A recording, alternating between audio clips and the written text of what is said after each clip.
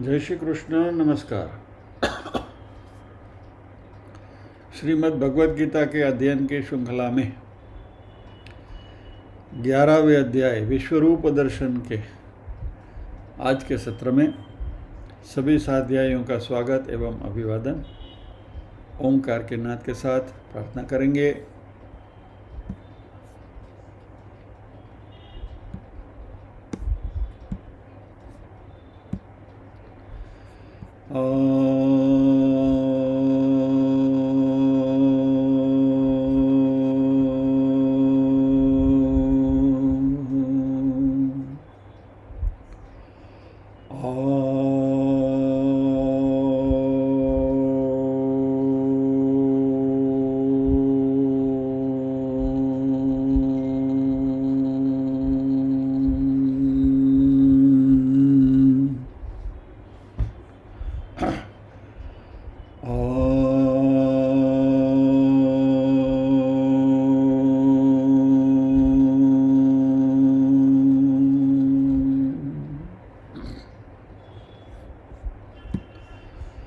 वक्रतुंड महाकाय सूर्यकोटिसमप्रभ निर्विघ्नं कुरु मे देव सर्वकार्येषु सर्वदा। या कुन्देन्दुतुषारहारधवला या शुभ्रवस्त्रावृता या वीणावरदण्डमण्डितकरा या श्वेतपद्मासना या ब्रह्माच्युतशङ्कर प्रभृतिभिर्देवैः सदा वन्दिता सा मां पातु सरस्वती भगवती निःशेषजाड्यापहा।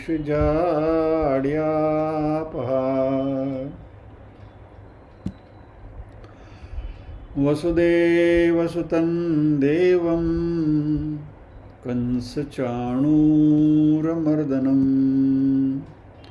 देवकी परमानन्दं कृष्णं वन्दे जगद्गुरुम्।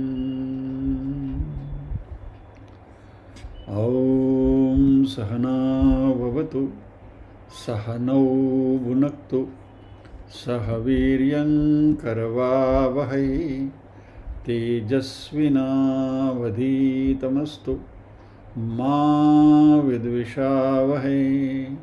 ॐ शान्ति शान्ति शान्तिः।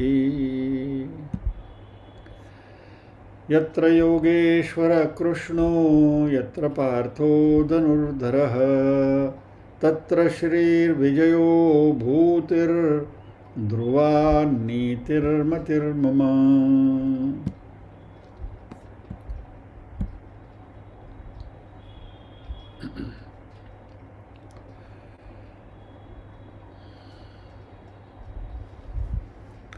गत सत्र में हमने इस अध्याय का थोड़ा विश्लेषण किया था। कुछ बातें और भी इसको स्पष्ट करने के लिए उपयुक्त होगी। इस नज़रिए से, इस अंदाज से विश्वरूप दर्शन को एक दूसरे परिप्रेक्ष्य में भी आज देख लेते हैं संक्षेप में, फिर बाद में आगे बढ़ेंगे।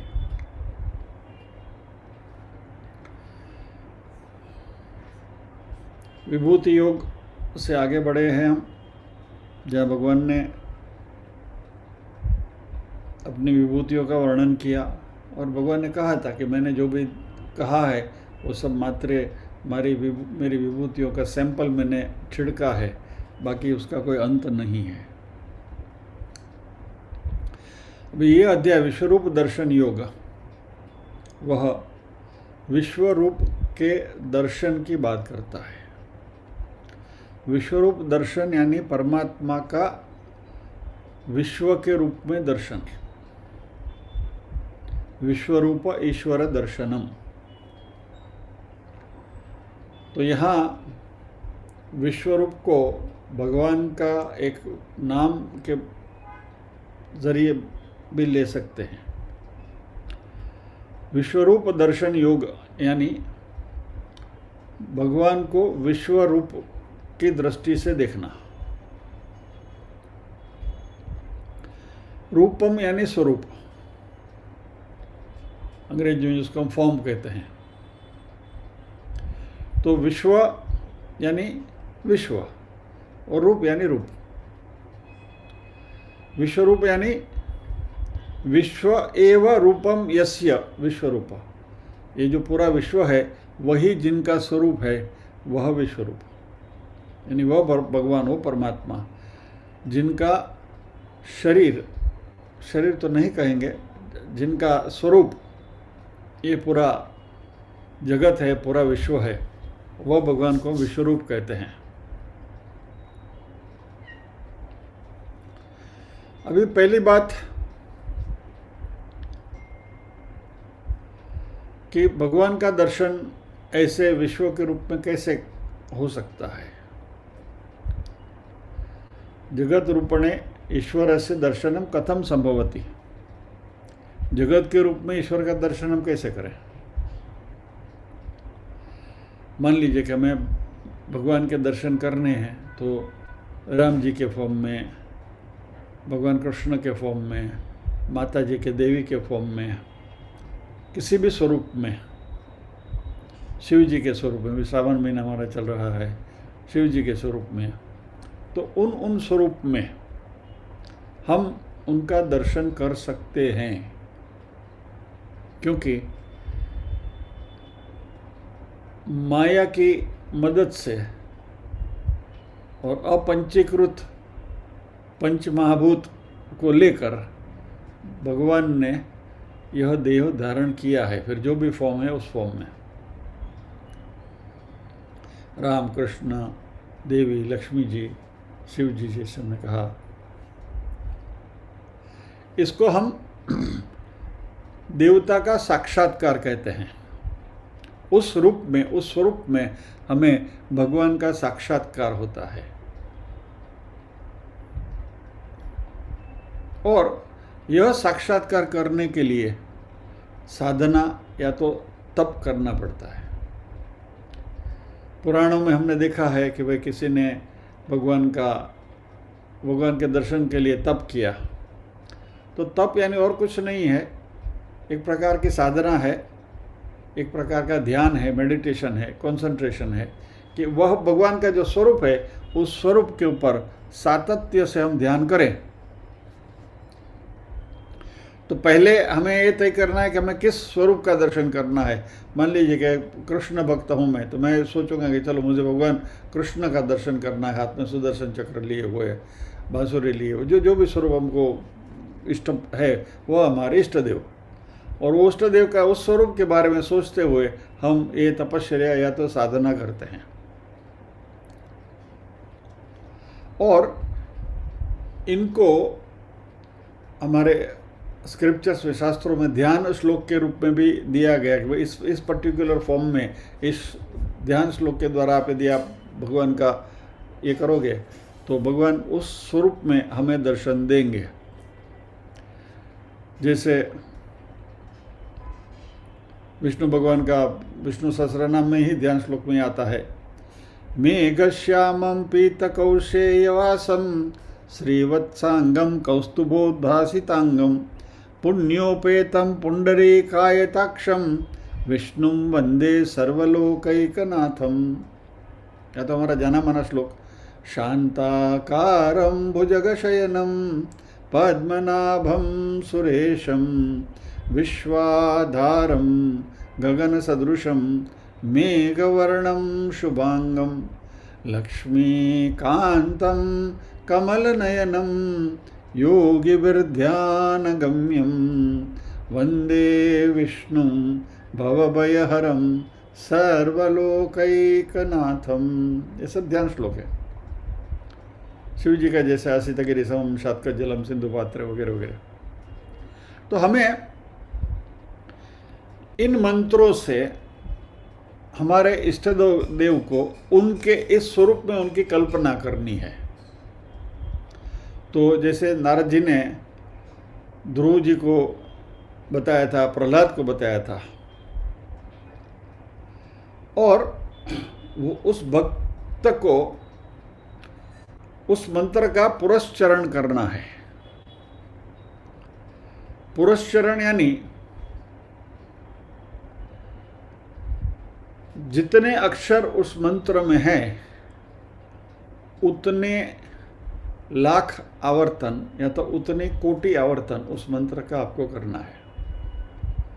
फॉर एग्जाम्पल श्री कृष्ण शरणम मम तो अष्टाक्षर मंत्र है, तो उसमें 8 अक्षर है। तो श्री कृष्ण शरणम मम के 8 लाख आवर्तन आपको करने हैं या तो 8 कोटि आवर्तन आपको करने हैं, तब जाके कृष्ण के रूप में आपको साक्षात दर्शन देंगे। विष्णु भगवान के लिए नारद जी ने ध्रुव को 12 अक्षर मंत्र दिया था, ओम नमो भगवते वासुदेवाय। तो आप ओम नमो भगवते वासुदेवाय मंत्र का 12 कोटि टाइम जाप करोगे तो आपको भगवान विष्णु चतुर्भुज स्वरूप में आकर दर्शन देंगे। तो इसको बोलते पुरस्चरणम। और हमारे शास्त्रों ने कहा है कि इस प्रकार की यदि हम तपश्चर्या करेंगे तो भगवान उस स्वरूप में हमें दर्शन देंगे। अभी ये कोई मानसिक कसरत नहीं है कि वो मेंटल प्रोजेक्शन नहीं है, लेकिन भगवान जैसे आगे आपसे कहा गया अपनी माया की शक्ति से वो पर्टिकुलर स्वरूप धारण करके आपके सामने उपस्थित होंगे, जिसको हम देवता का साक्षात्कार कहते हैं। और कई हमारे भक्तों ने देवता का साक्षात्कार किया है।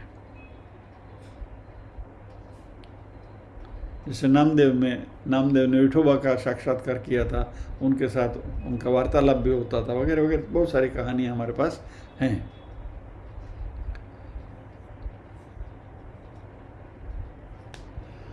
अभी हमें भगवान का विश्व रूप में दर्शन करना है, तो हम क्या करें? ये तो अभी जो बात हुई वो पर्टिकुलर जो पर्टिकुलर फॉर्म है, जो स्वरूप है, वो स्वरूप की बात हुई। लेकिन परमात्मा का विश्व के रूप में दर्शन करना है तो क्या करेंगे?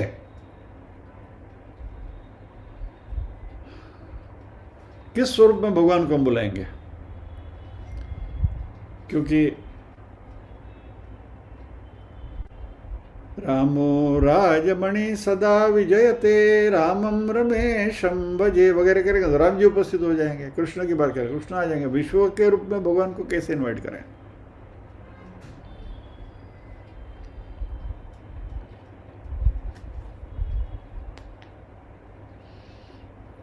यदि हम ये सोचें कि हम भगवान को विश्व के रूप में साक्षात, जैसे राम जी के स्वरूप में, शिव जी के स्वरूप में, कृष्ण के स्वरूप में, देवी के स्वरूप में हम देखते हैं, वैसे विश्व के रूप में हम देख पाएंगे, तो ये हमारा अज्ञान है, क्योंकि हमने विश्व रूप का सही अर्थ समझा नहीं है।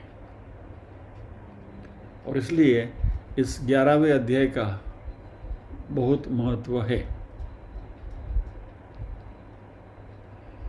और यदि मैंने इस विश्व रूप का सही अर्थ समझ लिया तो इसका अर्थ ये हो गया कि मुझे भगवान का इस विश्व के रूप में दर्शन करना है। और अनफॉर्चुनेटली हम भगवान को इस स्वरूप में आमंत्रित नहीं कर सकते, क्योंकि भगवान क्या हैं? तैत्तरीय उपनिषद के प्रथम अनुवाक में ही कहा गया है, तस्माद् वा एतस्मादात्मना आकाश संभूत, आकाशाद वायु, वायुरग्नि, अग्निराप अद्भ्य पृथ्वी वगैरह वगैरह। यानी भगवान विश्व के रूप में ऑलरेडी हमारे बीच में आ चुके हैं।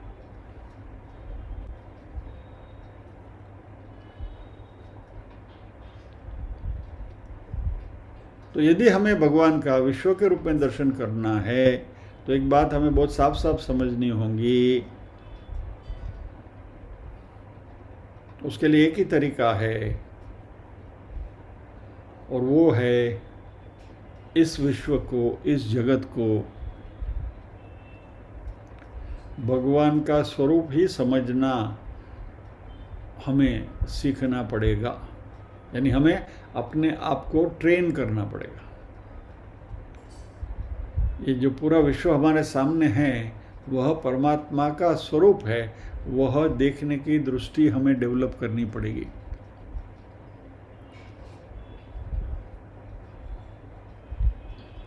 तो विश्वरूप दर्शन इस नजरिए से ही हो सकता है। पहले जैसे बताया वैसा पुरश्चरणम तपश्चर्या करके कोई मंत्र का जाप करके नहीं हो सकता है, कोटि रूप आवृत्ति करेंगे तो भी नहीं हो सकता है, क्योंकि ये सब रामकृष्ण वगैरह दर्शन के लिए बराबर है। तो हमें अपने मन को इस तरीके से अभ्यास करना पड़ेगा, ट्रेन करना पड़ेगा कि ये जो संपूर्ण विश्व हमारे सामने है वही परमात्मा का प्रागट्य है, मैनिफेस्टेशन ऑफ गॉड।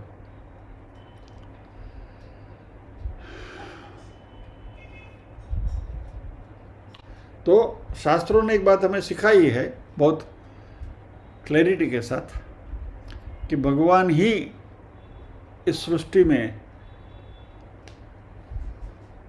दिख रहे हैं।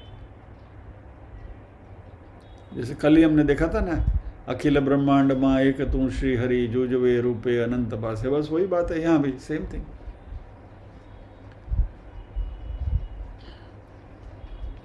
पवन तू, पाणी तू, भूमि तू, भूधरा, बराबर, वृक्ष थई फूली रहे आकाशे, विविध रचना करी अनेक रस लेवाने, शिव थकी जीव थयो ये जहाशे।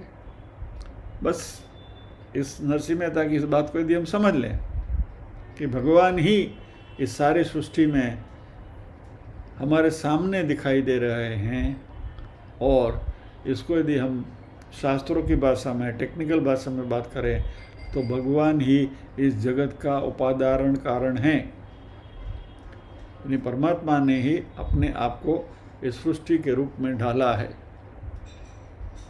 रॉ मटेरियल भी वही है, अभिन्न निमित्त उपादान कारण, बहुत बार हम इसकी चर्चा कर चुके हैं। निमित्त भी वही है, उपादान भी वही है, बनाने वाले भी वही हैं, रॉ मटेरियल भी वही है। और इस बात को हम जितना अच्छी तरह से साफ साफ समझेंगे उतनी क्लैरिटी के साथ हमें ये सारे विश्व में परमात्मा के दर्शन होंगे। जैसे कोई भी गहना आप देखो, उस गहने में यदि आप सुवर्ण के दर्शन करना सीखोगे, भाई इसमें बेस उसका क्या है, सबस्ट्रेट इसका क्या है, तो भाई इट इज गोल्ड, सुवर्ण है। वैसे विश्व में भी जो भी कुछ आप देखो वह भगवान के उस भगवत तत्व से बना हुआ गहना है, ऐसा समझ लो। और यह जो शास्त्रों की बात है वो हमें आत्मसात करनी पड़ेगी, पचानी पड़ेगी, we have to assimilate it.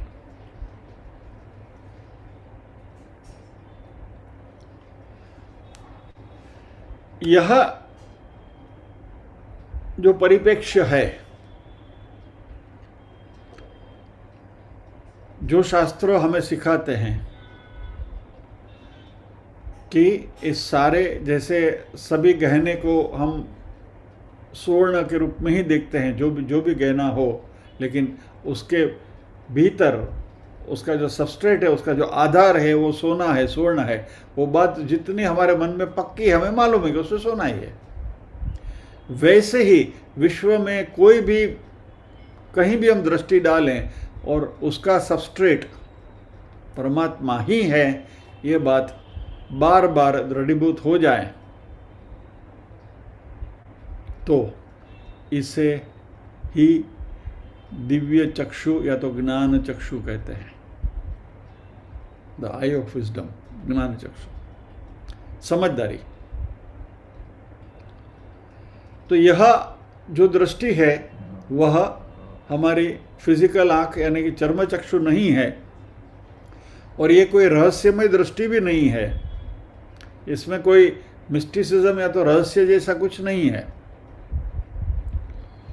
ये नए परिप्रेक्ष्य में यदि हम ये सारी चीज देखना शुरू करें, जो भगवान ने 7वें अध्याय से शुरू करी है ज्ञान विज्ञान योग से, 7वां अध्याय में, 9वें अध्याय में, 10वें अध्याय में भगवान यही बात को अलग अलग तरीके से हमारे सामने रखते आए हैं।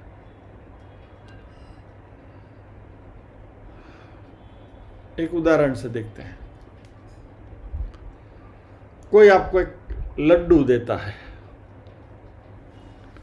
और आपको मान लीजिए कि लड्डू बहुत पसंद है, तो जैसे आपको वो लड्डू मिला आपने उसको खा लिया। अभी आपको पता चले कि भाई ये लड्डू मात्र सामान्य लड्डू नहीं है, रामेश्वर का है तो तिरुपति का प्रसाद है, तो इसमें हमें एक अधिक जानकारी मिली, एडिशनल इंफॉर्मेशन वी गेट। और ये जो अधिक जानकारी हमें मिली वह बौद्धिक है, बुद्धिगम्य है, it has to be intellectually appreciated, बौद्धिक तरीके से उसको हमें जानना है। जैसे ही हमें पता चला यह लड्डू रामेश्वर का है, तिरुपति का है, किसी भी देवस्थान का प्रसाद है, हमारा पूरा परिप्रेक्ष्य उस लड्डू के बारे में बदल जाता है। वो मात्र आटा, घी और शक्कर से बनी हुई कोई गोल पदार्थ नहीं रह जाता, जो नॉर्मल लड्डू हम खाते हैं तभी होता है, लेकिन एक अलग बात उसके साथ जुड़ जाती है कि भाई वह लड्डू मात्र सामान्य लड्डू नहीं है, वह प्रसाद है। तो उसमें एक अदृश्य फैक्टर, एक अदृश्य बात उसमें जुड़ जाती है, और वह अदृश्य बात जो है, वो जो अदृश्य फैक्टर है, वह इस सामान्य लड्डू को प्रसाद बना देता है।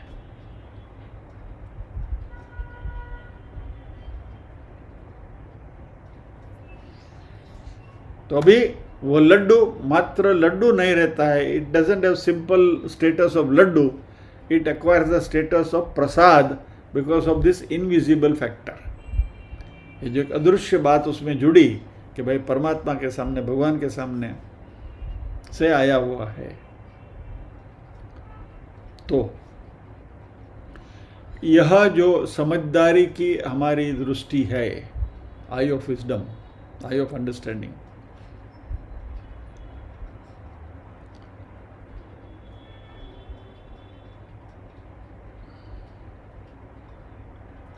और जब भी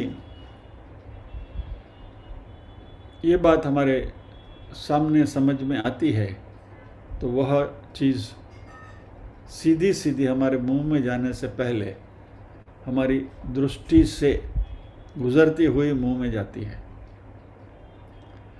एक तो हमारी सबकी एक all of us we have, कभी ना कभी हमने इसका अनुभव किया है, and you will definitely relate it, जो मैं आपको बात करने जा रहा हूँ।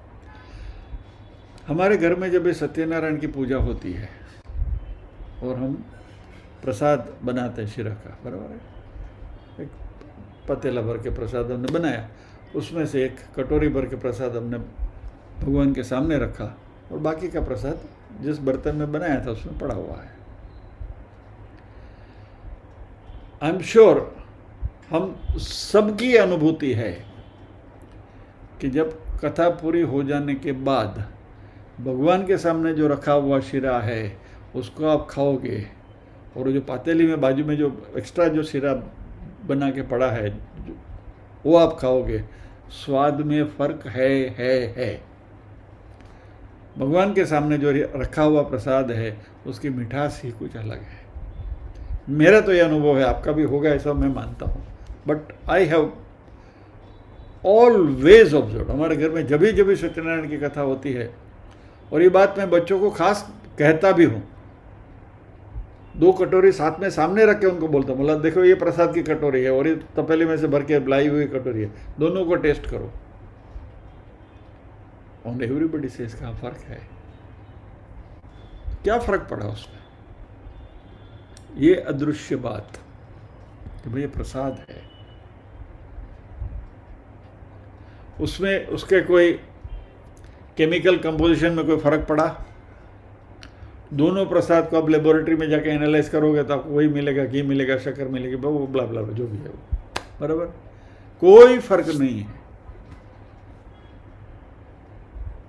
तो कोई फिजिकल या तो कोई मटेरियल चेंज तो उसमें हुआ नहीं है। तो ये जो है, ये जो अदृश्य जो पैरामीटर उसमें जो जुड़ गया, क्या हमारी समझदारी की वजह से कि भाई भगवान का प्रसाद है।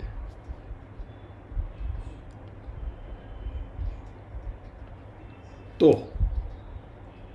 ये जो जगत है, पूर्ण विश्व है, इस विश्व को जब भी कोई नास्तिक देखता है तो उसके लिए जगत है अणु परमाणुओं का संयोजन है। कोई फिजिसिस्ट होगा तो बोले it is atoms and neutrons and protons and electrons, और वो सब इसमें घूमता रहता है, और पीरियोडिकल थियोरी में सारे केमिकल्स बनते हैं और इससे सारा जगत बना हुआ है। The whole world is composed of proton, neutron, electrons, उसमें और कुछ नहीं है। ये नास्तिक की दृष्टि है कि जैसे ही हम इस बात को समझेंगे, तो नास्तिक की दृष्टि क्या है? वो शिराई है, और हमारी आस्तिक की दृष्टि क्या है? वो प्रसाद है। तो यह जो समझदारी के जो चक्षु हैं हमारे, उस चक्षु को खोलने की बात इस 11वें अध्याय में है।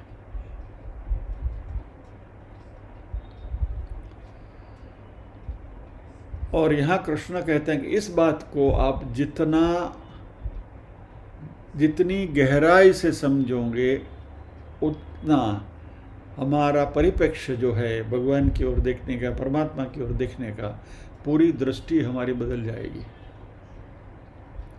तो ये भौतिक घटना नहीं है, यह एक दिव्य घटना है। It is not mayor physical, it is divine. और जैसे ही हम जगत को इस दिव्य दृष्टि से देखना शुरू करें, तो हमें 24/7 परमात्मा के ही दर्शन होंगे। क्योंकि साक्षात्कार के समय पर परमात्मा का जो स्वरूप हमारे सामने आता है वो क्षणिक होता है। आते हैं, हम कुछ बोलते हैं कि चलो बेटा मांग लो, वर मांग लो, मैं तुम्हारे पर प्रसन्न हो गया हूँ। आप बोलेंगे भगवान मुझे ये दे दो। फिर कोई ऐसा अनाड़ी होते हैं हिरण्यकशिपु जैसे कि भाई मुझे अमर बना दो। भगवान को वो पॉसिबल नहीं है, दूसरा कुछ मांग लो। फिर आपने दूसरा कुछ मांग लिया, भगवान ने बोला तथास्तु, और तत्रैवांतर गते प्रभु वरदान देके चले गए। यानी यह जो स्वरूप हमारे सामने परमात्मा का आता है, पुरस्चरण करके, इतनी कोटि मंत्र का जाप करके भगवान का जो स्वरूप हमारे सामने आता है, भगवान प्रसन्न भी होते हैं, हमें वरदान भी देते हैं, लेकिन अंतर्ध्यान हो जाता है।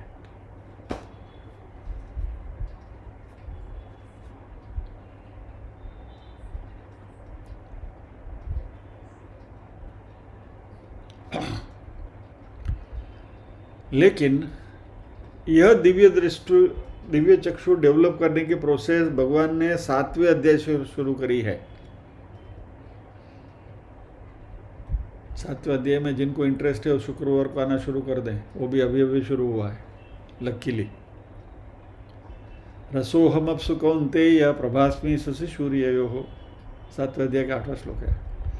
जब भी मैं पानी जल पीता हूँ तो उसमें मैं परमात्मा का दर्शन होता है। जब भी सूर्य के सामने देखता हूँ परमात्मा दिखते हैं, चंद्र के सामने देखता हूँ परमात्मा दिखते हैं।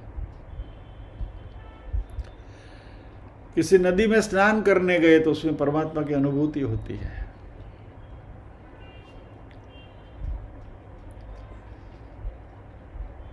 सो हमारा ईश्वर के साथ नित्य संबंध बनता है, नित्य ईश्वर संबंध, प्रत्यक्ष ईश्वर संबंध, यानी ऐसा ईश्वर, ऐसे परमात्मा जो आयाराम गयाराम नहीं है, आते हैं जाते हैं ऐसा नहीं है, हमेशा हमारे साथ ही होते हैं 24/7। तो हमें तो विश्वरूप दर्शन होते ही हैं हमेशा, ऑलवेज। यदि ये दृष्टि डेवलप हो गई, ये दिव्य चक्षु हमारे आ गए, तो भगवान के दर्शन तो होने ही हैं। और इससे जो परिप्रेक्ष्य हमारे मन में बदल जाता है, और यह जो पूरा ज्ञान है वो जब भी सुपाच्य होने लगता है, सिमुलेट होने लगता है, तो जगत की ओर देखने की हमारी जो दृष्टि है पूरी तरह से बदल जाएगी। और ये 11वां अध्याय का यही मुख्य बिंदु है।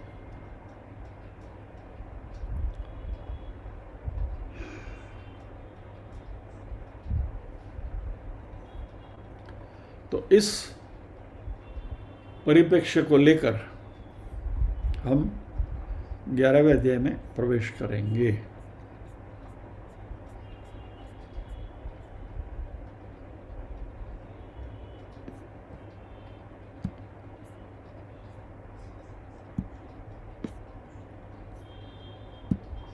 ग्यारहवें अध्याय का पहला श्लोक मैं बोलूँगा, आप दोहराएंगे। I will look at your lip movements. Arjun उवाच, न बोले ने मोटी सासुना सम। अर्जुन उवाच, तो આપણે બધા બેસી રહ્યા हो। આ બધા શ્લોક બોલવાના છે, सभी श्लोक जो है वो उसका पठन करना है।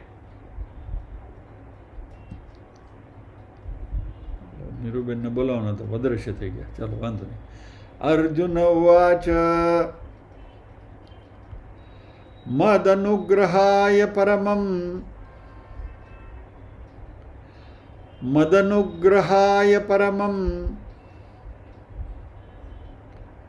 गुह्यमध्यात्मसंज्ञितं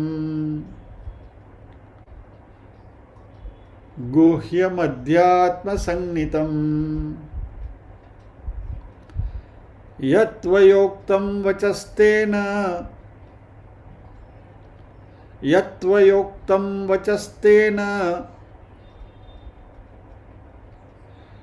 मोहोऽयं विगतो मम।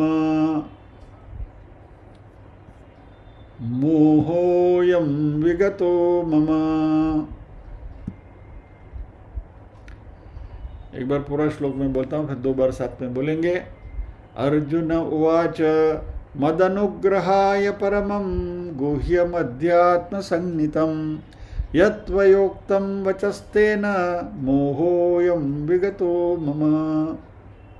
Once more. अर्जुन उवाच, मदनुग्रहाय परमं गुह्यमध्यात्मसंज्ञितं यत्त्वयोक्तं वचस्तेन मोहोऽयं विगतो मम। संधि कुछ इस प्रकार है। मद अनुग्रहाय, मद अनुग्रहाय की संधि है मद अनुग्रहाय परमं गुह्यम अध्यात्म संज्ञितम, गुह्यम अध्यात्म संज्ञितम यत् त्वयोक्तं वचः तेन मोहः अयम विगत मम। मद अनुग्रहाय, अनुग्रहाय यानी अनुग्रह करना, कृपा करना।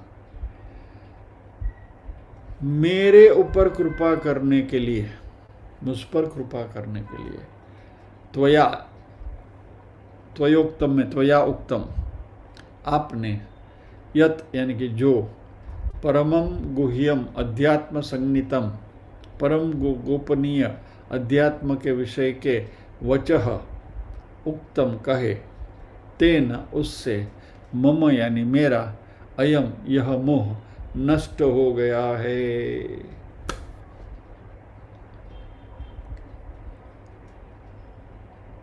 पहले अध्याय में अर्जुन को क्या हुआ था? मोहग्रस्त हुए थे। सीदंती मम गात्राणि मुखम च परिशस्यति व्यपतुश्च शरीरे में रोमहर्षस्य जायते गांडीवं संसरते हस्तात् त्वक्चैव परिदह्यते न च शक्नोमि अवस्थातुं भ्रमति वच मे मनः। अर्जुन की स्थिति कैसे हुई थी? मोहग्रस्त हुए थे, विषादग्रस्त हुए थे इसकी वजह से। और अभी 10वां अध्याय पूरा होने के बाद अर्जुन स्वयं कहते हैं, हे प्रभु, आपके विभूतियों के बारे में सुनने के बाद ये मेरा जो मोह है वो नष्ट हो गया है।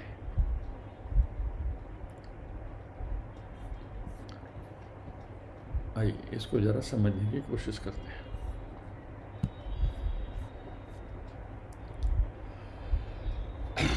भगवान ने जैसे अपनी विभूतियों का वर्णन किया, 10वें अध्याय में अर्जुन ने कहा था ना कि आपकी विभूति का वर्णन आपके श्रीमुख से सुनकर मैं रोमांचित हो रहा हूँ और मेरा आनंद बहुत अनेक गुना बढ़ रहा है।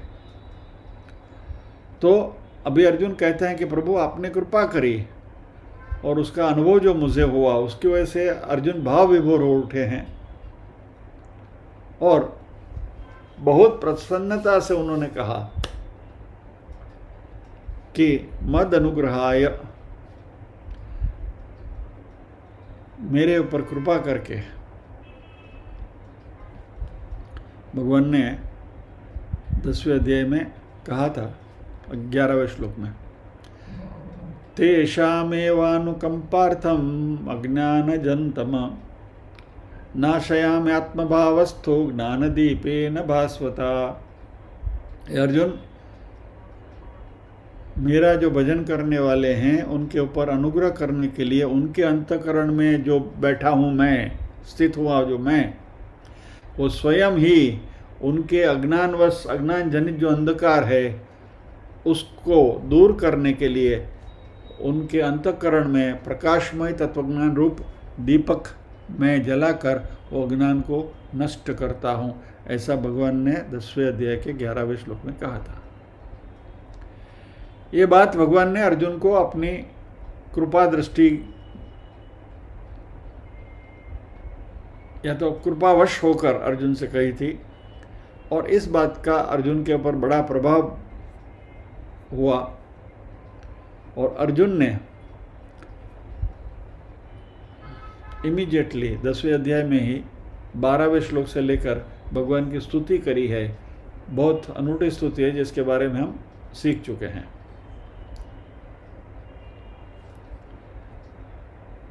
और फिर अर्जुन कहते हैं कि परम गुह्यम, यानी भगवान ने जिन जिन विभूतियों की बात करी वो सारी भगवान की जो प्रधान विभूतियां हैं।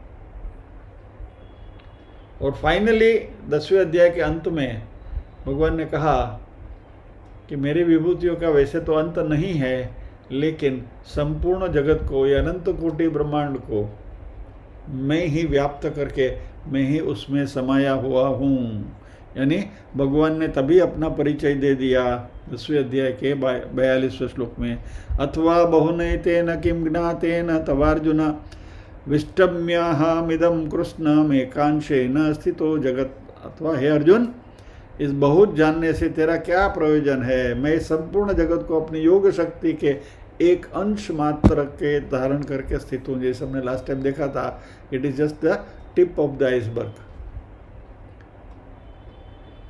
भगवान ने 10वें अध्याय में जो विभूतियों का वर्णन किया वो मात्र भगवान की कला का मात्र एक अंश था। तो भगवान ने खुद अपना परिचय दे ही दिया है 10वें अध्याय में कि मैं कैसा हूं, क्या हूं। इस बात को अर्जुन ने परम गुह्यम माना कि परम गोपनीय है। कितनी बड़ी बात भगवान ने कर दी।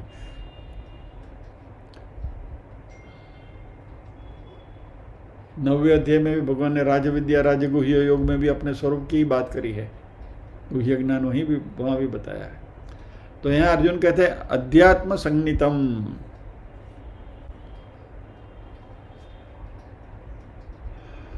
भगवान को यदि हम तत्व से जानते हैं तो भगवान के साथ हम अविचल भक्ति से जुड़ जाते हैं। और यत्वयोक्तम वचस्तेन मोहोयम विगतो मम, ये संपूर्ण जगत भगवान का एक अंश ही है, इस बात के ऊपर पहले अर्जुन की दृष्टि नहीं थी। अर्जुन भगवान को अपने सखा के रूप में देखते थे। ये बात आएगी अब 11वें श्लोक में, बहुत सुंदर श्लोक है उसका, अर्जुन का।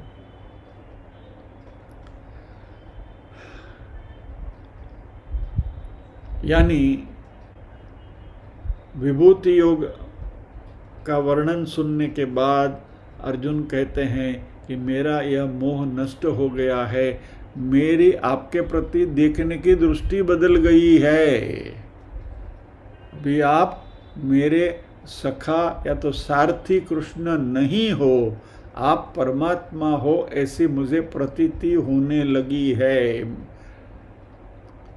यत्वयुक्तम वचस्तेन मोहोयम विगतो मुमि, आपने जो वचन कहे उससे मेरा मोह जो है वो छूट गया है। जब ये भगवान ने कहा ना कि संपूर्ण जगत में मेरे एक अंश से व्याप्त होकर भी मैं तुम्हारे सामने जो बैठा हूं वो मेरा स्वरूप तुम जानो। देखो की बात अभी आएगी, पहले जानो कहा कि भगवान कितने विलक्षण है।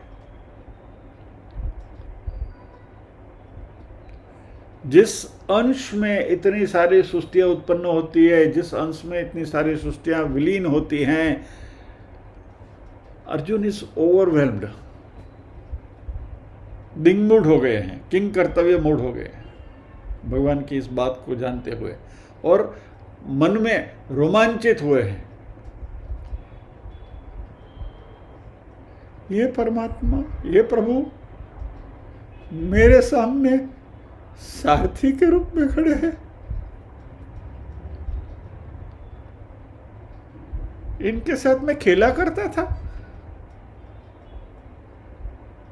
ये जब भी बातें अर्जुन के मन में उभरने लगती है, तभी अर्जुन कहते हैं कि प्रभु मैंने आपको अभी तक जाना नहीं, मेरा जो मोह था वो छूट गया है, और आपको अभी मैं सही स्वरूप में, सही परिप्रेक्ष्य में देखने लगा हूं। और अर्जुन को ये बात उनके मन में आती है कि जो पहले मैं जानता नहीं था वो मेरा मोह था।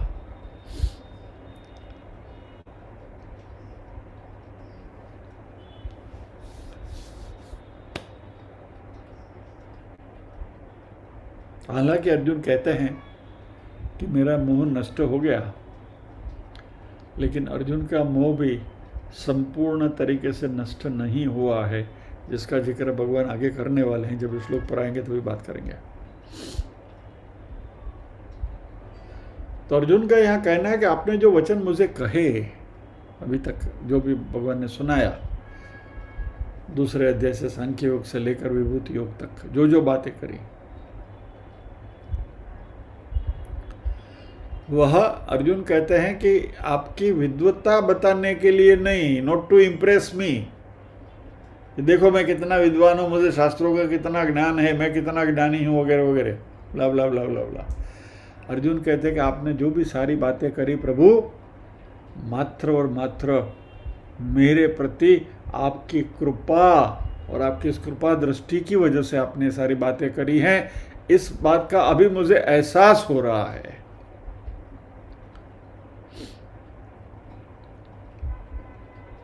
भगवान ने कहा अर्जुन से कि मैं अंत में भी मैं हूँ, बीच में भी मैं हूँ, आदि में भी मैं हूँ, सभी प्राणियों का बीज मैं हूँ। ये जो पूरा ऐश्वर्य दिख रहा है, पूरी शोभा दिख रही है, जो बल दिख रहा है, इस जगत में जो भी चीज़ें स्पेक्टेकुलर एलिमेंट्स जो तुम्हें दिख रहे हैं, वो सब मेरी ही कला के अंश हैं, मेरे अंश से, मेरे योग के अंश से सब उत्पन्न हुआ है। तभी अर्जुन को ऐसा लगा कि हाँ, ये मेरी गलतफहमी थी, मेरा मोह था, नष्ट हो गया है। लेकिन अभी भी अर्जुन का मोह पूरा नष्ट नहीं हुआ है। अर्जुन का जो मोहग्रस्त हुए थे अपने सगे संबंधी मित्रगण सबको देखते हुए। देखिए अर्जुन का जो ट्रांसफॉर्मेशन है ना, वो बिल्कुल सोचने लायक है। Let me come to that श्लोक।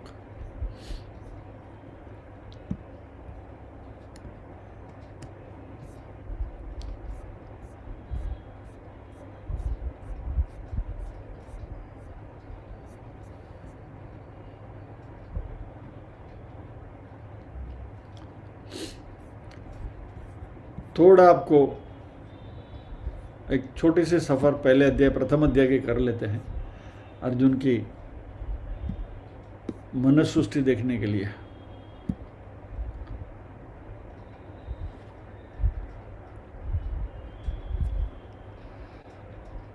पहले अध्याय का 15वां श्लोक। पांचजन्यम ऋषिकेशो देवदत्तं धनंजय पौंड्रम दग्मो महाशंकम भीमकर्मा वृकोदरः। ऋषिकेश ने, भगवान कृष्ण ने अपना पांचजन्य शंख बजाया, देवदत्तम धनंजय है, धनंजय ने अर्जुन ने अपना देवदत्त शंख बजाया, वगैरह वगैरह सभी ने अपने अपने जो शंख बजाए, यानी they have come fully prepared. युद्ध की घोषणा हो रही है शंख बजाकर।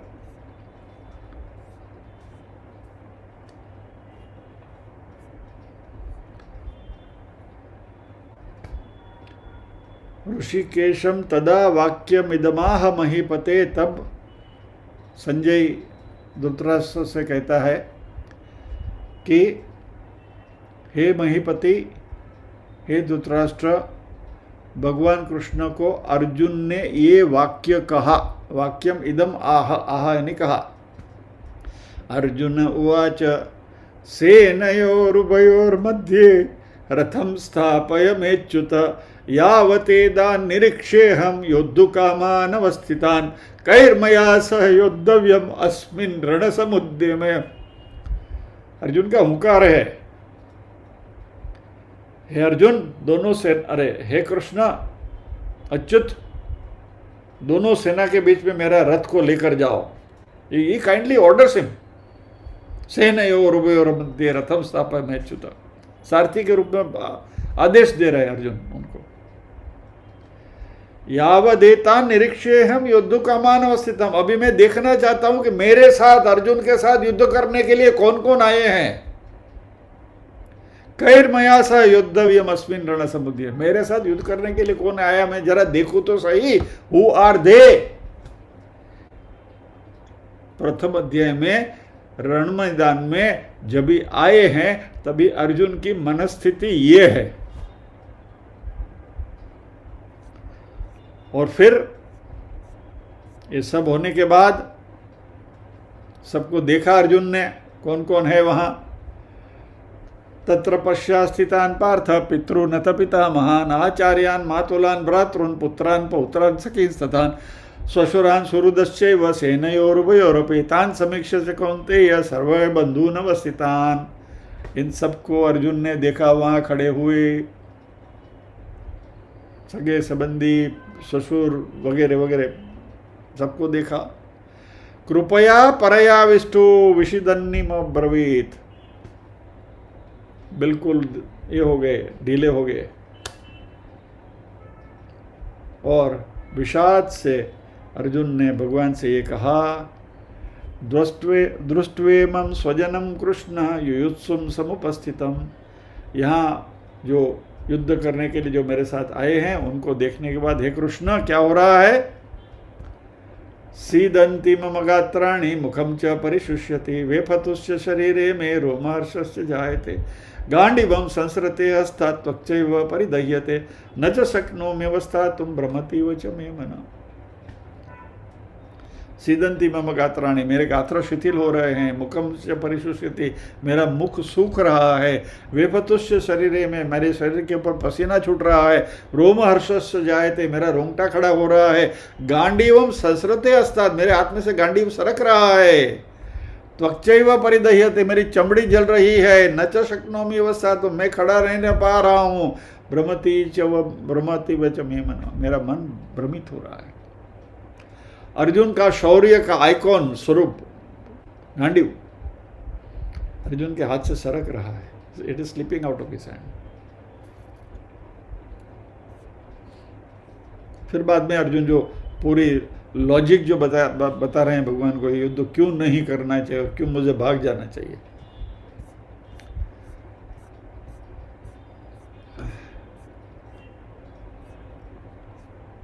तभी संजय ने कहा, एव मुक्त्वा अर्जुन संख्ये रथोपस्थ उपाविशत विसृज्य सशरम चापम शोक संविघ्न मानस। अर्जुन ने ऐसा करके रथ में खड़े थे, वो बैठ गए, गांडी के ऊपर जो चाप चढ़ाई थी तो पणत छोड़कर शोक संविघ्न मानस से रथ में अर्जुन આપણે કહે ને ઢગલો થઈ ગયા, બેસી ગયા। ये परिस्थिति अर्जुन की पहले अध्याय में है। और भगवान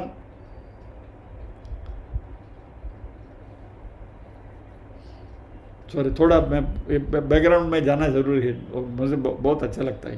this portion I like the most. तभी संजय ने वर्णन करते हैं, तम तथा कृपयाविष्ट अश्रुपूर्णाकुलेक्षणम विषीदन्तमिदं वाक्यम् उवाच मधुसूदन। तभी कृपयाविष्टम अश्रुपूर्णाकुलेक्षणम, बिल्कुल कायरता से घिरे हुए, जिनकी आंखों में अश्रुपूर्ण डबडबाई हुई जिनकी आंखें हैं, विषाद से घिरे हुए अर्जुन को मधुसूदन ने, कृष्ण ने ये वाक्य कहे। बस ये 2 श्लोक एनी डिस्पोंडेंट व्यक्ति के लिए। श्री भगवान उवाच, कुतस्त्वा कश्मलविदं विषमे समुपस्थितम अनार्यजुष्टम अस्वर्ग्यम अकीर्तिकरम अर्जुन। हे अर्जुन, कुतस्त्वा कश्मलमिदम, ये नेगेटिविटी तुम्हारे मन में कहां से आई? अनार्यम, अजुष्टम, अस्वर्गीयम, अकीर्ति, तुम्हें एक तुम्हारी तो मानहानि होगी, तुम्हारी कीर्ति चली जाएगी। ये आर्य को शोभा नहीं देता। व्हाट इज दिस अर्जुन, क्या हो रहा है? और मैं हमेशा ये 3रे श्लोक पर आई लाइक टू से इट दिस वे, एक झापड़ लगाते हैं भगवान अर्जुन को। क्लेब्यमास्मगम पार्थ नैतद्वयुपपद्यते क्षुद्रम हृदय दर्बल्यम त्यक्तोत्तिष्ठ परंतप। खटाक, क्लेब्यमास्मगम पार्थ, ये कायरता को छोड़ो अर्जुन। नैतद्वयुपपद्यते, तुमको शोभा नहीं देता है। क्षुद्रम हृदय दौर्बल्यम, हृदय की जो क्षुद्रता है, दुर्बलता है, त्यक्त्वा, उसको छोड़कर उत्तिष्ठ परंतप, अर्जुन खड़े हो जाओ। ये मनस्थिति में अर्जुन है। और अभी 11वें अध्याय में अर्जुन क्या कहते हैं भगवान से?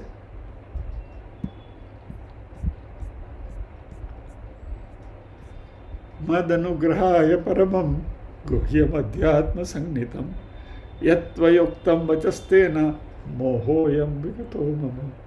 हे प्रभु, आपने जो भी अभी तक कहा उससे मेरा वो मोह जो है वह चला गया है। लेकिन भगवान को मालूम है कि ये बात इतनी सही नहीं है। So with this will pause here. प्रार्थना करेंगे।